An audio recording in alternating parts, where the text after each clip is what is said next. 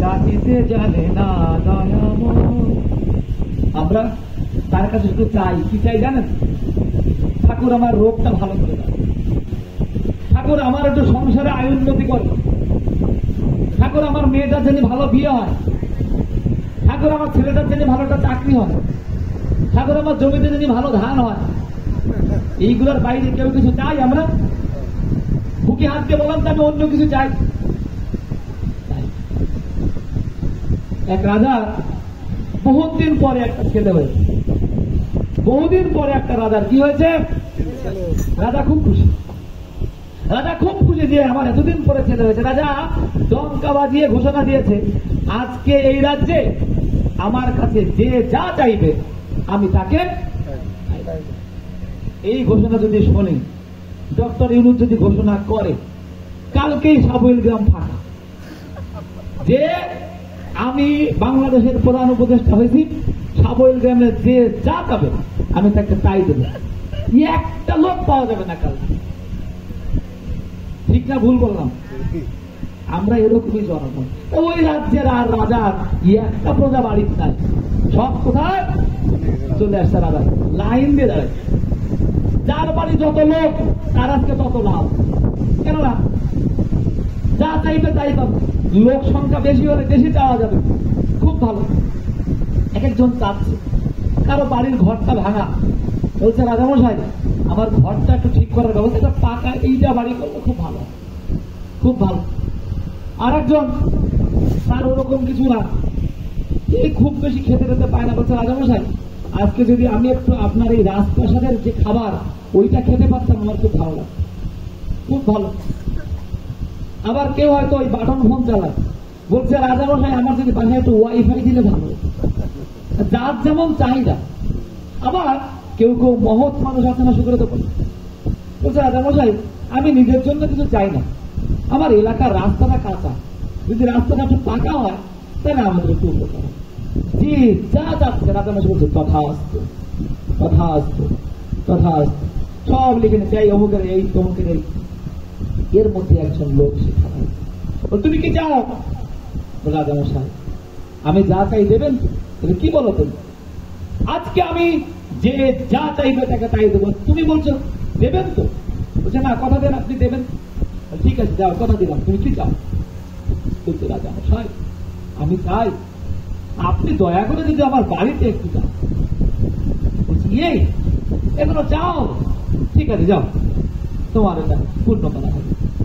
খুব ভালো। এখন সবার তো নগদ নিয়ে গেছে, আর ওটা বাকি।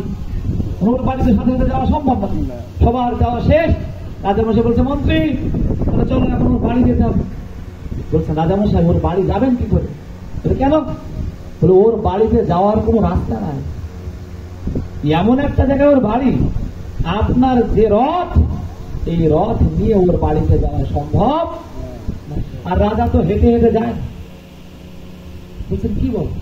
ও চেয়েছে ওর বাড়িতে আমি একটু যাবো, রাস্তা নেই এজন্য ওর বাড়িতে যাবো না। যাও রাস্তা করে দাও, ওর বাড়ি পর্যন্ত আমার রথ যেন যায়, এত সুন্দর রাস্তা করে দাও, ওর বাড়ি পর্যন্ত সুন্দর রাস্তা হবে। বলছেন তাহলে এবার ব্যবস্থা করো, আমরা যাবো মন্ত্রী। বলছে রাজামশাই আরেকটা সমস্যা। বলে কি? বলে আপনি ওর বাড়ি পর্যন্ত গিয়ে কি করবেন? ও আপনাকে বসতে দেবে কোথায়? বলে কেন? বলে ওর তো ঘরই নাই ঠিক করে, ভাঙাচোরা কোনো রকমের ঘর ও একা একা পড়ে থাকে। বলে তাই? আমাকে নেওয়ার ইচ্ছা, এত বড় টান, ওর বাড়ি নাই তাই হয় নাকি? আমি যেরকম বাড়িতে থাকি ওরকম একটা রাজপ্রাসাদ করে দাও, যাও। রাজপ্রাসাদ শেষ হলে খবর ওর বাড়ি সুন্দর পাকা হয়েছে। পাকা যখন হয়েছে ওকে খবর দিয়েছে মন্ত্রীর কানে। খবর আসার সাথে সাথে মন্ত্রী বলছে রাজামশাই ঘর তৈরি শেষ। বলতে হলো কালকে আমরা চলে যাবো। বলছে রাজামশাই আরেকটা সমস্যা আছে। বলে কি? বলে আপনি ওর বাড়িতে গিয়ে বসলে ও যে আপনাকে একটু আপ্যায়ন করবে। কি দিয়ে করবে? বলে কেন? বলে ও তো খেতে পায় না ঠিক মতো কিছু, ওর খাবার বলে কিছু না। বলে তাহলে কি করা দরকার? বলে আপনি বলেন। বলে আমি যা যা খেতে পছন্দ করি সেই সব খাবার যেন ও খেতে পায় সেই ব্যবস্থা করে দেয়। ওর খাবারের ব্যবস্থা হয়ে গেল, ওর ঘরের ব্যবস্থা হয়ে গেল, ওর রাস্তা হয়ে গেল। ও কি চেয়েছিল তার কাছে? রাজার কাছে কি চেয়েছে? ও কি রাস্তা চেয়েছে? ও কি টাকা চেয়েছে? ও কি খাবার চেয়েছে? ও কি ঘর বাড়ি কিছু চেয়েছে? ও কি চেয়েছে? ও রাজাকে চেয়েছে। মনে রাখবেন, আপনি যদি ভগবানকে চান, আপনি এই দুনিয়ায় যা কিছু আছে সব পাবেন। আর আপনি যদি তার সাথে চুক্তিতে যান, মা কালী,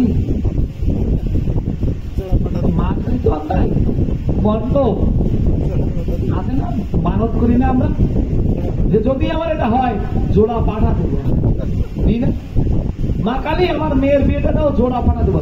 মা কালীর আর খেয়ে বসে কাজ নাই, তোমার মেয়ের বিয়ে দিয়ে জোড়া পাঠা নেই। জোড়া পাঠার অভাব পড়ে গেছে মা কালী। কি রকমের লোভ আমরা দেব দেবতাকে দেখাই, ভগবানকে দেখাই, কিন্তু লোভের ধর্ম নয়, বাস্তবতার ধর্ম। আমি কতটুকু ভালোবাসি তাকে কি করে বোঝা যাবে বলেন তো? একটা ছেলে তার মাকে কতটুকু ভালোবাসে কি করে বোঝা যায়? সে যদি মার কথা শুনে চলে, মা যা বলে তাই শোনে, তাহলে প্রমাণ হয় যে সে মাকে ভালোবাসে। একজন বাবাকে ভালোবাসে কিনা কি করে বুঝবেন? সে যদি বাবার নির্দেশ মেনে চলে। একটা ছাত্র তার শিক্ষককে ভালোবাসে কিনা কি করে বুঝবেন? ওই ছাত্র যদি শিক্ষকের নির্দেশ মেনে চলে। একটা শিষ্য তার গুরুকে মানে কিনা কি করে বুঝবেন? ওই শিষ্য যদি গুরুর নির্দেশ মেনে চলে। আমরা হচ্ছে এমন, আমরা ধর্ম বুঝি, ধর্মের মধ্যে কর্মটুকু বুঝি না। মানে গুরু যা নির্দেশ দিয়ে যায় তা আমরা পালন করতে পারি না। আর এই না করতে না করতে না করতে না করতে আমাদের মাঝে এক চরম কুসংস্কারের জন্ম হচ্ছে। আর সেই কুসংস্কারের জন্মের ভিতর দিয়ে আমরা যেগুলো মূল ধর্ম তার থেকে হারিয়ে গিয়েছি। ঠাকুরের কথা বাদ দেন, ঠাকুর তো সেদিনকার মানুষ। ঠাকুর বেঁচে থাকলে আজকে তার বয়স হতো কত বছর? 137। খুব বেশি দিন আগের কথা। যেদিনই বেঁচে থাকতেন 137 বছর বয়স হতো। এখানে অনেক লোক আছে 80 বছর 85 বছর বয়স হতো। তারা যদি জীবদ্দশায় দীক্ষা নিত ঠাকুরকে, দেখতেও পারত। খুব বেশি আগের ঠাকুর না। এই ঠাকুরের বইগুলোকে খুব বেশি ধর্মগ্রন্থ মানে না মানুষ। আর হিন্দুরা তো মানতেই দেবে না, বাংলায় লিখছে, এই এবার কি ধর্মগ্রন্থ? এই ঠাকুর একটা বসে রয়েছে খালি গায়ে ধুতি পরা, এবার কেমন অবতার, এবার কেমন কি হবে তো বুঝি। সাধারণ সাধারণ মানুষ কি করে বুঝবো তাকে? কৃষ্ণ যখন সাধারণ মানুষ, বাসুদেব কৃষ্ণ তাকে সাধারণ মানুষ বলে ভুল করেছিল বিশ্বদ্রোণ। তাই গীতার মধ্যে তিনি বলছেন, অবজানন্তি মাঙ্গমূলা মানসিং তনুমাত্রিকম পরম ভাব অবজানন্ত মনোভূত মাহেশ্বর।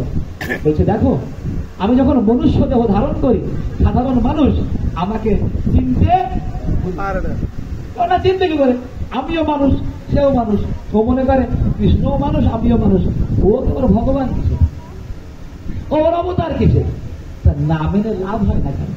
যারা মানে তাদের লাভ হয়, যারা মানে তারা জানে, আর তাই তারা পায়।